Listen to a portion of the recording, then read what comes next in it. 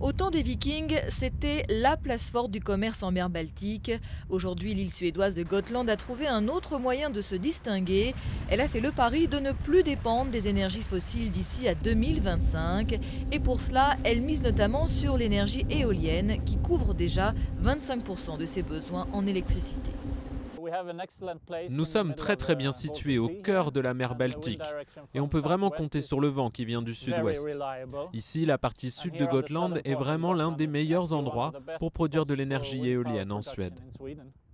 Autre énergie renouvelable exploitée sur l'île de Gotland, le biogaz, gaz fabriqué grâce à la fermentation de matières organiques, animales ou végétales, que l'on trouve notamment dans les boues rejetées par les usines qui retraitent les eaux usées.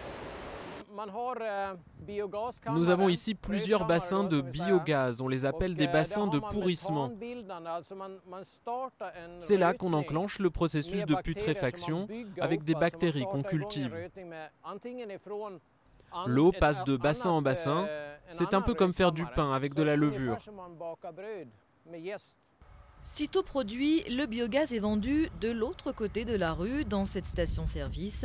Pour l'instant, Gotland ne possède qu'une poignée de véhicules roulant au biogaz, mais un jour, tout le parc automobile de l'île devrait passer au vert. Pour relever le défi qu'elle s'est lancé, Gotland compte sur la mobilisation de ses habitants et s'efforce donc de convaincre la jeune génération de l'urgence qu'il y a à agir. J'espère que mon enfant vivra dans le même environnement que celui dont je profite aujourd'hui. Mais bien sûr, c'est impossible de savoir où on en sera dans 20 ou 30 ans. Le monde entier essaye de faire des efforts pour l'environnement et je suis fier que nous, ici, on fasse quelque chose de spécial pour l'environnement.